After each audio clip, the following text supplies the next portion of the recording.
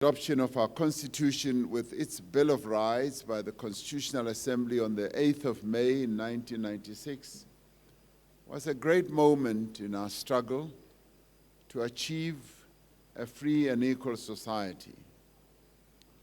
As I said at the time, that moment marked the day our country and our people came of age.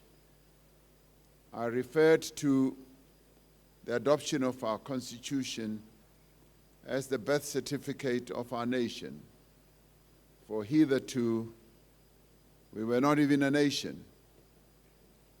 We didn't even have a birth certificate. The Constitution forged us into a nation, and we were then given a birth certificate. On that occasion, we proclaimed to the world that we are a society that is committed to democracy, to the rule of law, and to the protection of human rights. The Constitution came to be as a result of great many sacrifices by many people in our country and in many other countries. Many people sacrifice a great deal in various countries around the world, some being arrested for supporting our struggle, some being killed and maimed for supporting our struggle.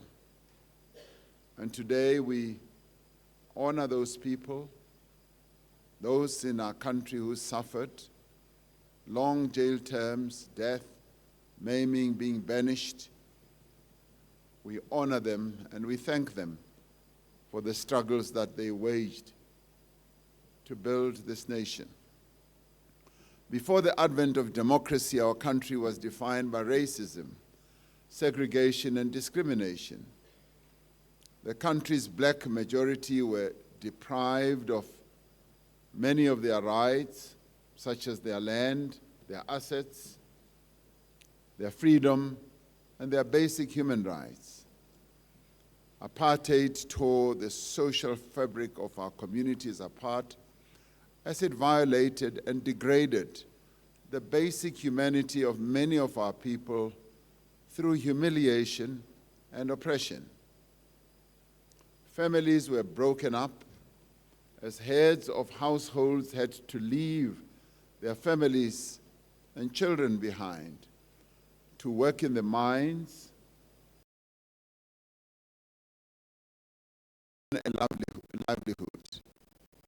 Generations of children were denied the right of having the presence of one or both parents as they grew up with their parents working far away.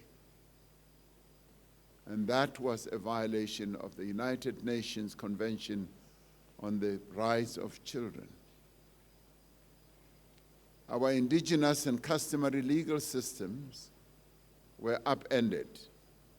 They were suppressed and dismissed as harmful, backwards, uncivilized, and savage. Given all these destructive effects, the negation and the denial of the human rights of millions of people, we can be justifiably proud of how far we have come in advancing our constitutional human rights-based order over the past 30 years.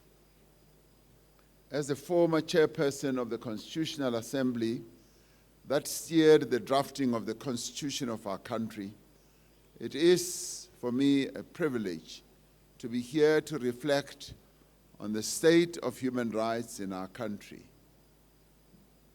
Former Premier of Mpumalanga, Ramaphosa, whom I saw earlier, was one of those who participated, and many others who are here today in the drafting of that Constitution. Since 1994, we have prioritized the advancement and the fulfillment of the Bill of Rights as a cornerstone of our democratic order. Human rights are the basic rights that all human beings should have. Human rights embody the key values of our society, such as equality, dignity, and fairness, and they also define our nationhood. The Chief Justice, in presenting his address to us, took us back to the really opening chapter of our Constitution, which sets out the words that define us. And he said, this is who we are. It is this nationhood that was built arising from our Constitution and clearly articulated by the rights that are embedded in there. Human rights should manifest themselves through protection for vulnerable groups, freedom of speech and expression, religious freedom, the freedom to love whoever you want to love, and other rights that promote the well-being of people.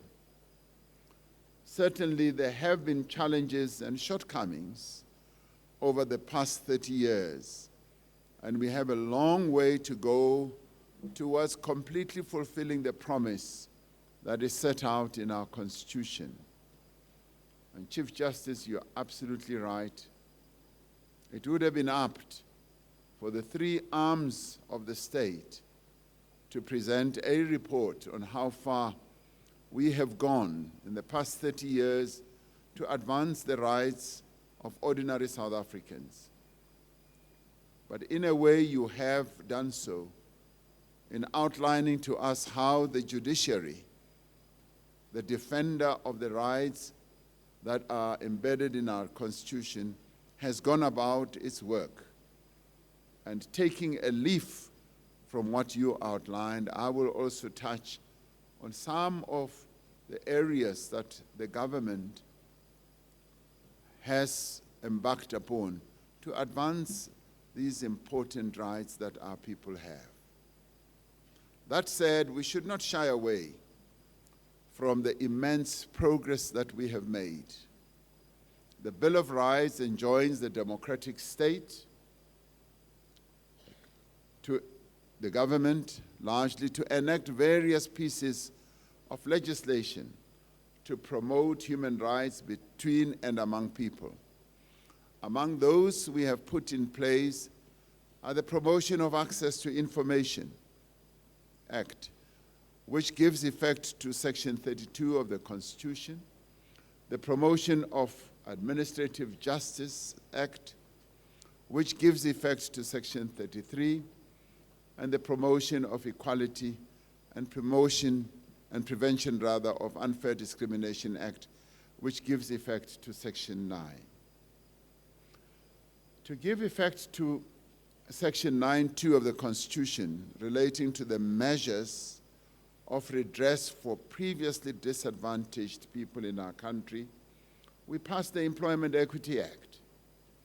We also passed the Broad-Based Black Economic Empowerment Act and other such legislation to promote equality, full equality when it comes to opportunities, to the economy, and many other areas that affect the lives of South Africans.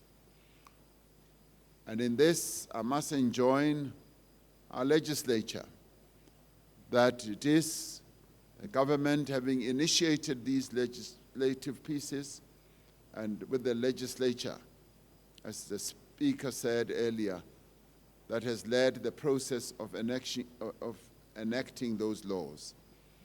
Our constitutional order is premised not only on building a non-racial society, but also a non-sexist society.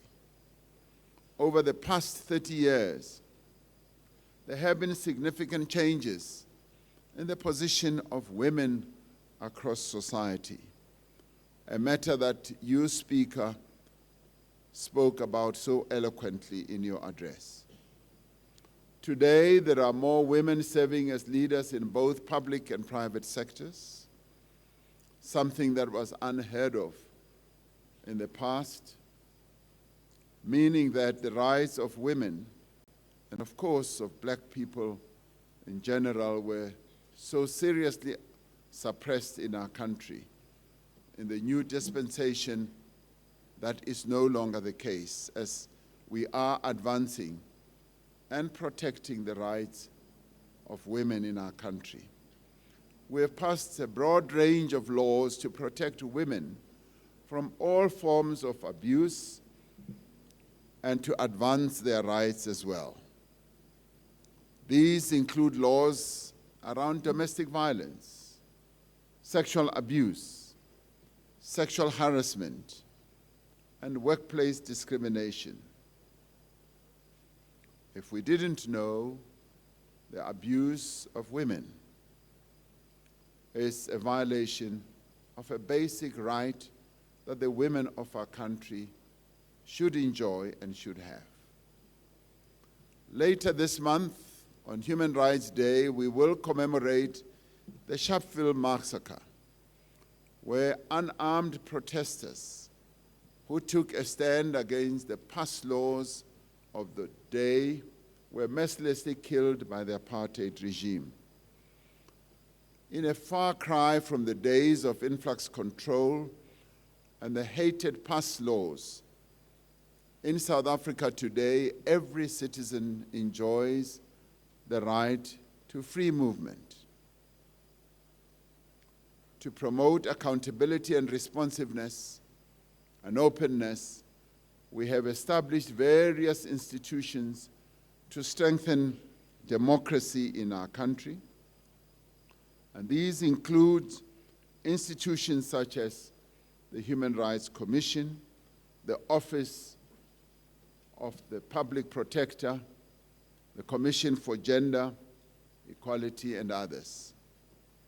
The judiciary, in the end, is the ultimate protector and defender of the human rights set out in our Constitution. And the establishment of the Constitutional Court, as you said, Chief Justice, as the defender of anyone who, in terms of Section 38, feels that their right has been infringed, ushered in a new era of accountability and respect for dignity. Before the advent of democracy, our country was a pariah state that was infamous for violating the basic rights of the majority of its citizens. We frankly lived in a country where racial discrimination was at the core of government policy. Today, our country is revered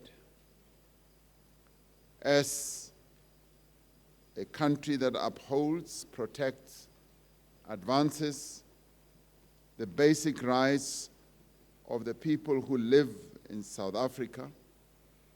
Following our country's admission as a fully fledged member of the Community of Nations, the democratic state has signed, ratified, and acceded to various international human rights law treaties. The many treaties we have signed and ratified and acceded to deal, amongst other things, with economic, social, and cultural rights and the elimination of racial discrimination and all forms of discrimination against women as well. They include conventions on the rights of the child, conventions against torture, and other cruel, inhuman, degrading treatment. They also include conventions that protect the rights of working people. Alongside our Constitution, these treaties bear testimony to the fact that our democratic government is irrevocably committed to respect, to protect, to promote, and to fulfill the rights of our Constitution. It is a joy to us that we have a judiciary that is irrevocably committed to defend, to protect the basic human rights of our people. And we have a legislature that is also irrevocably committed to pass laws that will always seek to advance the rights of South Africans without degrading them. A legislature that will always be on the side of the vulnerable, the side of those whose rights need to be advanced. Not only are we committed to the rights of all in our country, we are also committed to global peace and will fight all forms of oppression and the violation of the rights that many other people around the world also ought to enjoy. In January 2024, South Africa appeared before the International Court of Justice as an applicant against the State of Israel on the grounds that through its conduct in Gaza, Israel violated the Convention on the Prevention and Punishment of the Crime of Genocide. At the heart of South Africa's case is the blatant violation of the human rights of Palestinians by the State of Israel. Having noted that the Genocide Convention was the first human rights treaty that was adopted by the General Assembly of the United Nations on the 9th of December in 1948, an act which signified the international community's commitment to the respect of human rights of all, we felt, as South Africa, duty-bound to support the cause of the Palestinians in their quest not only for nationhood, but also to have their basic human rights protected, respected, and advanced. And in doing this, we remembered the efforts and the sacrifices that were made by many people around the world who, on seeing how South Africans were engaged in their own struggle to have their human rights respected, protected, and advanced, felt that they should join issue with us. And these were people who had never even come to South Africa, visited South Africa at all. But they were moved by the human spirit to support our quest for human rights. And it is this that too has motivated us to support the people of Palestine. And this we do following the words of Nelson Mandela, who said, "Our own freedom, a freedom that was really about human rights, will never be complete until the freedom of the Palestinians is achieved."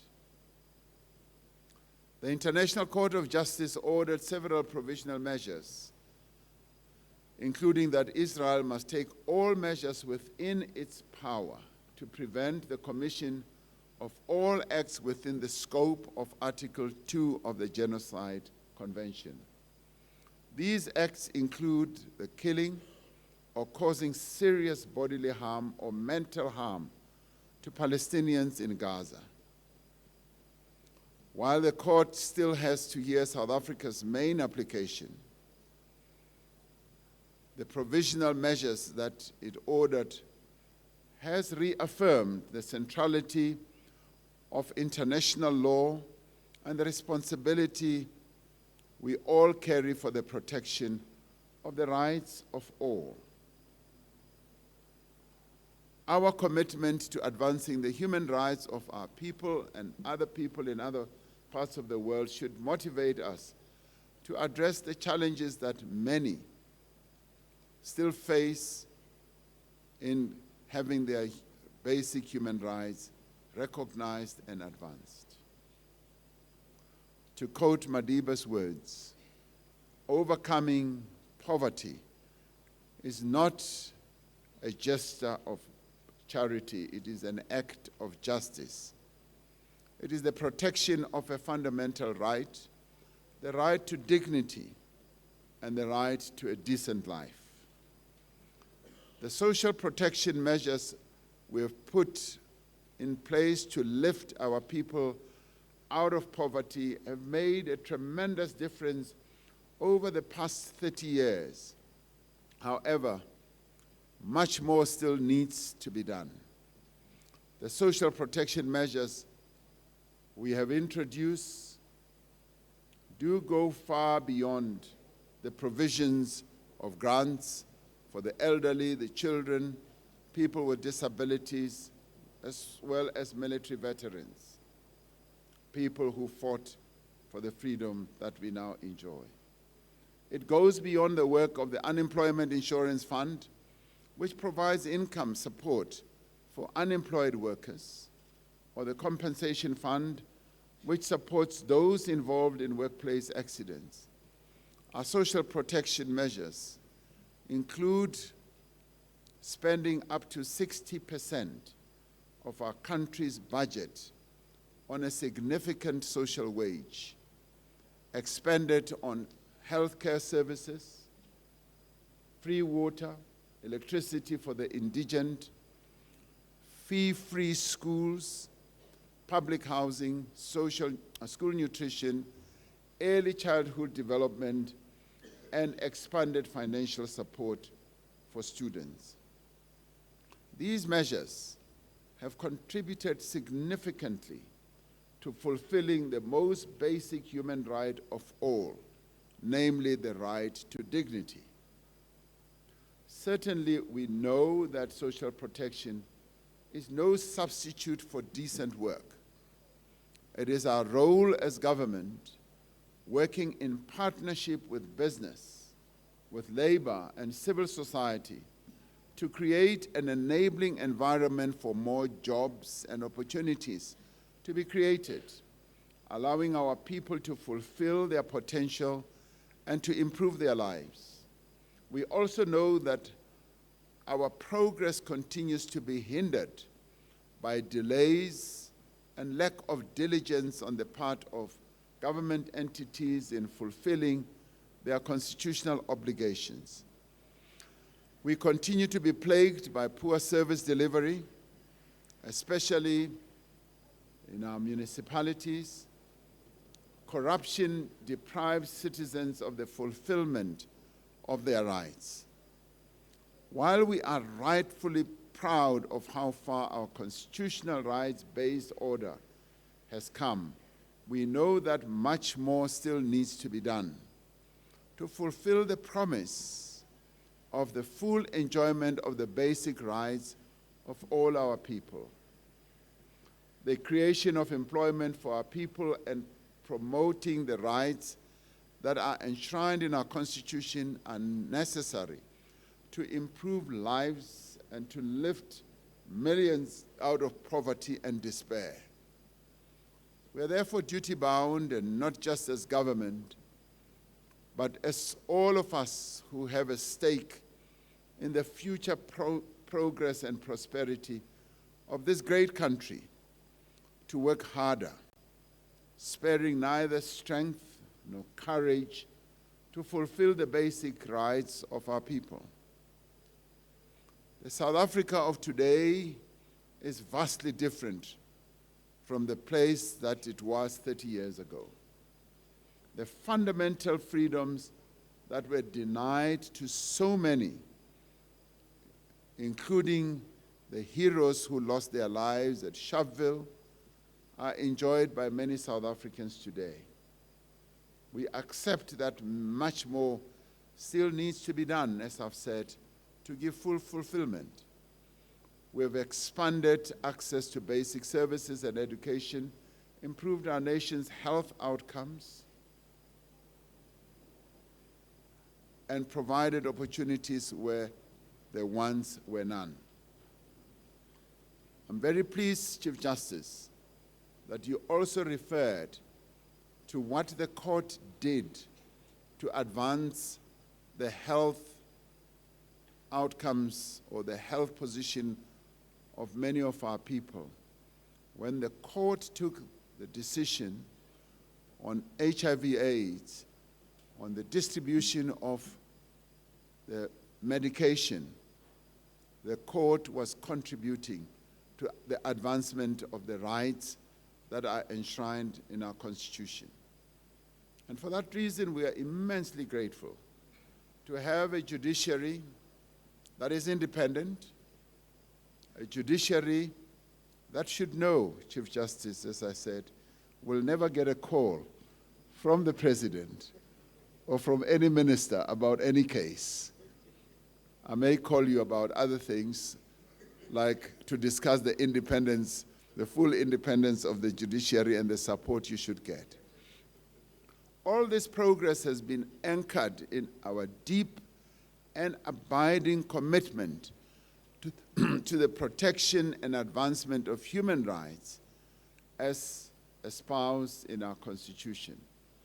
This Constitution, this birth certificate of our nation, will continue to be our lodestar as we work even harder. Our people expect no less, and our people deserve no less. And as we look ahead, as you said we should, Chief Justice, we need to determine what steps must be taken to give greater meaning to the Constitution and the Bill of Rights. We need to continue to contribute towards building a culture of human rights, not only in our country, but globally as well, which is our moral obligation as a country emerging from such a bitter past. Minister, you said gathered here are people who support human rights, but you also said, and I wondered whether that was so or not, that there are also enemies. And I'm yet to see any enemy of basic human rights. And if there is an enemy of basic human rights, I would ask them to raise their hands now, because I want the Chief Justice to deal with you. I wish this conference all the best in its deliberations. It is our expectation that it will come up with tangible resolutions that will further foster the respect for and the promotion of our hard-won human rights. And as I said, we still have a long journey to traverse. We are only 30 years old. Having struggled for freedom and human rights after 342 years, our journey is still a long one. But I'm glad that we have many fellow travelers who will make sure that indeed we do give respect to human rights for all our people. Thank you very much.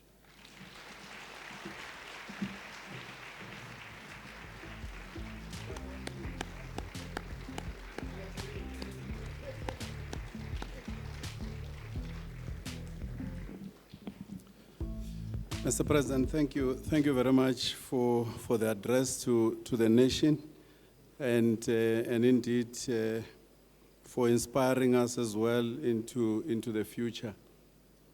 I once was told that if we check around all of us in life, we are 5 people away from a most important person.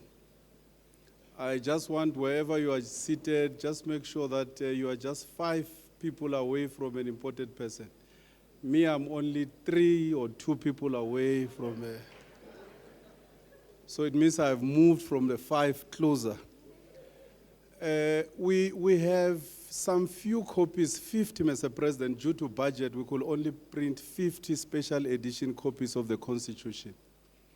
If colleagues can just bring them to me, so by virtue of proximity, I'll be among the first who receive it. And indeed, we had thought, Mr. President, due to challenges of resources, we'll have a small symposium of 50 people. But we realized that this is such a big occasion that at least we can bring close to 1,000 people. If you can give them a copy, give the minister.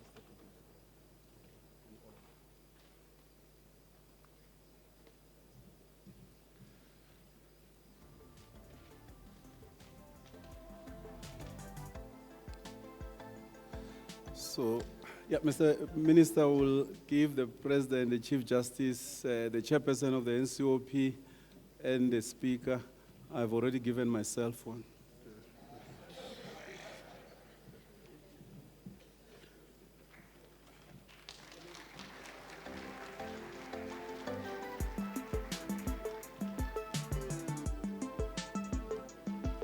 I'll request that, Mr. President, yeah, you unveil it to the nation by, yes, and the Speaker. If we can all rise, Chief Justice, and then join the President and pose for the picture with the, oh, can we get another?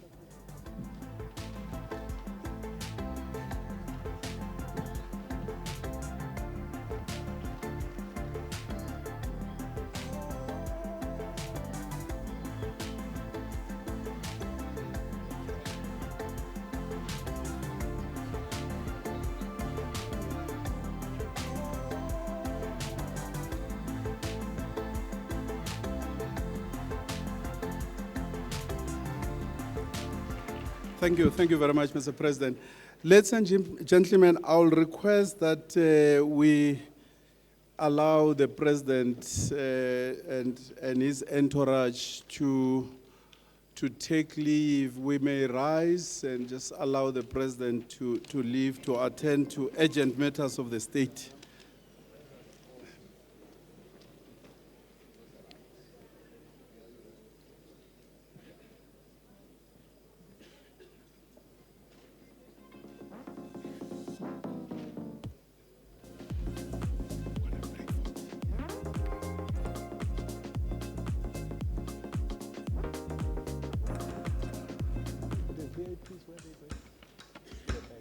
Okay. So, ladies and gentlemen, we'll ask the Chief Justice, the Chairperson of the National Council of Provinces, the Speaker of the National Assembly, the ministers and the judges here in our midst, and the ambassadors and the high commissioners to be given a space to move to the back for coffee and tea, and request that all of us, I'm told there are sufficient coffee and tea stations outside. This break will only be for 30 minutes. We have a very important panel that is going to start in strictly 30 minutes. That will be 20 to 12. So I request all of us to be back at 20 to 12 for the high-level panel discussion that will be facilitated by Professor Somadoda Fikin. So let's be strict with time and quickly get the coffee and come back. Thank you very much.